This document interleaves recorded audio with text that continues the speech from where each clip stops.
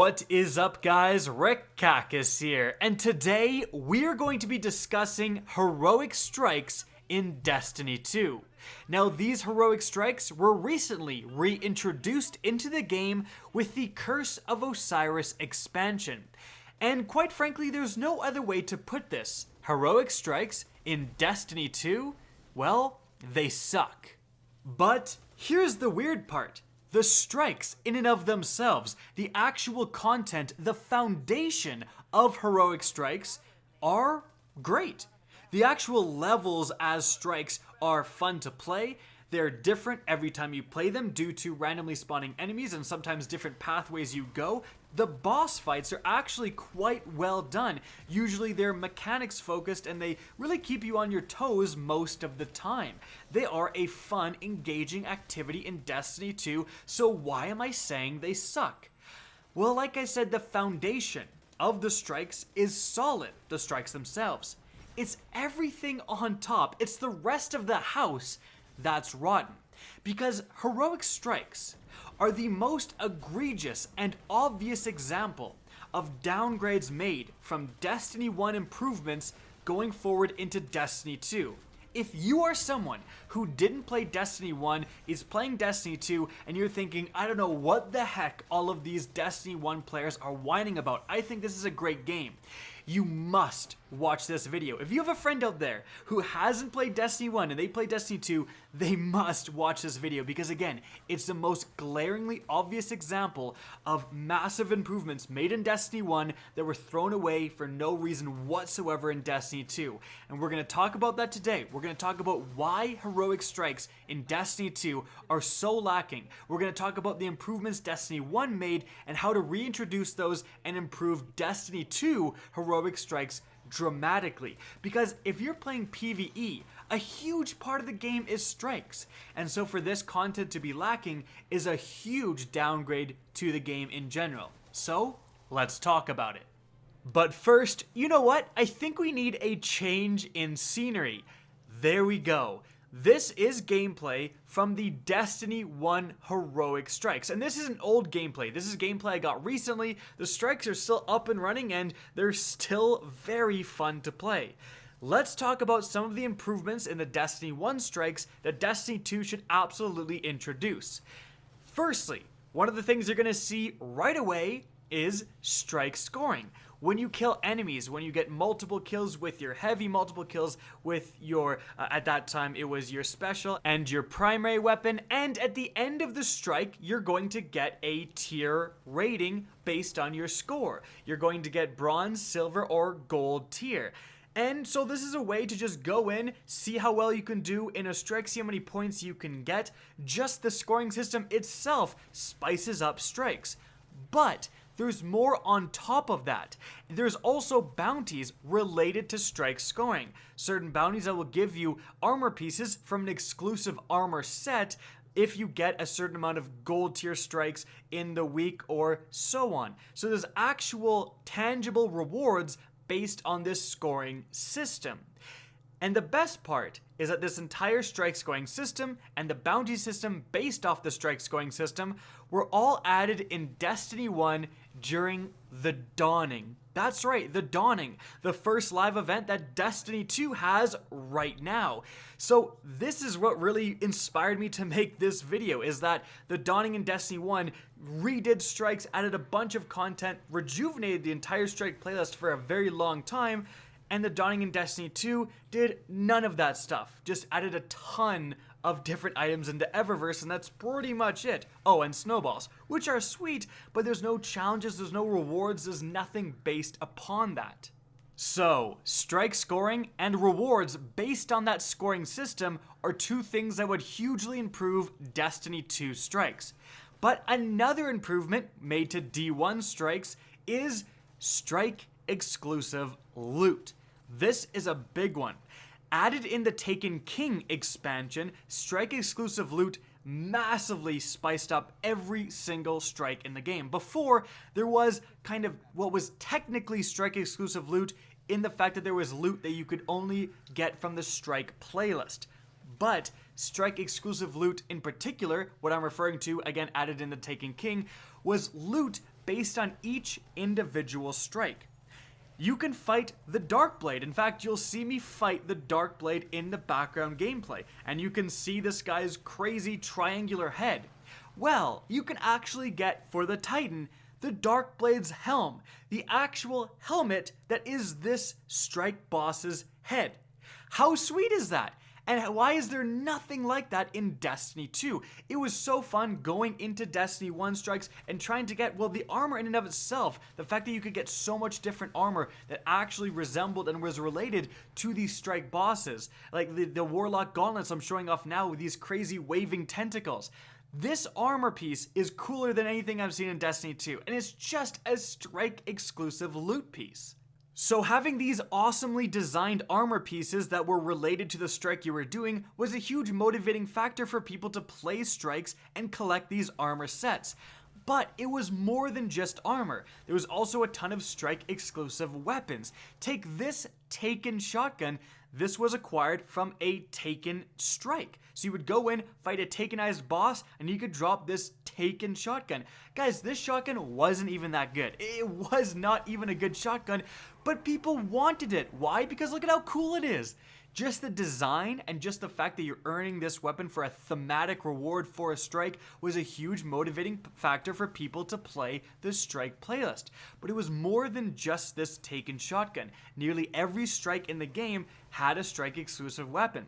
And although there was certain weapons that did spawn in multiple strikes, that happened a lot, there was very good weapons. The Imago Loop hand cannon was an incredibly powerful weapon. I remember grinding for my Baron's Ambition machine gun for hours and hours. Like, I spent way too much time, frankly, grinding for this weapon. But the Baron's Ambition was an incredibly powerful machine gun. Like, just absolutely tore through people in the Crucible. One of my favorite guns I ever got in Destiny 1. And it was so much more rewarding because you're getting it from that specific activity. It's related to the activity you're doing. And by the way, rip machine guns. So in Destiny 2, although we have Vanguard loot, and it's loot that you can only get from strikes, it's not truly strike exclusive loot. It doesn't have the depth, it doesn't have the, frankly, wow factor as the strike exclusive loot in Destiny 1 did have. Having these thematic rewards that were earned in individual strikes, it really spiced up the playlist and something that Destiny 2 desperately needs. However, these things pale in comparison to the biggest advantage that Destiny 1 strikes have in terms of replayability, gameplay diversity, and frankly just fun factor, and that is the modifiers. The modifiers in the Destiny 1 heroic strikes are amazing. They were a fantastic idea. Their addition completely changed how heroic strikes were played for the better, and it made heroic strikes an extremely fun activity to do. At the time I got this gameplay, we had a bunch of different modifiers. Two in particular, there was arc burn, so all arc weapons are doing bonus damage, and specialist, so your special weapons are doing bonus damage too. So obviously you have an arc special weapon and it does amazing damage. You can absolutely shred enemies. So I put on the Found Verdict shotgun from the Vault of Glass. It's an amazing arc shotgun, like full auto, great stats, and I went to town. This thing was so fun to use, just murking people with this classic shotgun. A ton of fun. I used the Fatebringer, also from the Vault of Glass, just the normal kinetic version, and then I was, again, missing machine guns, so I used the Thunderlord Exotic, an arc machine gun. And it was a blast. But here's the thing. What would it look like if the next week, because these modifiers rotate every single week, so let's say the next week, instead of arc burn, it was solar burn. Well, because weapons in Destiny 1 can't change their element, my loadout would change completely. I'd be using the Sunbreaker Titan, I'd be using the Burning Eye Adept Scout Rifle with explosive rounds, incredible weapon. I'd use my Godroll Arene RR4 Snipe Rifle, it's got extended mags and triple tap. By the way, triple tap in D1 just generates the ammo out of thin air, it's fantastic. And if it's solar burn, I'm gonna use the absolute god gun of Destiny, the Gjallarhorn. I gotta. And And to back up the Galahorn, I'm going to be using the Ruin Wings exotic, which is going to let me get more heavy ammo. So that just means more Galahorn shots.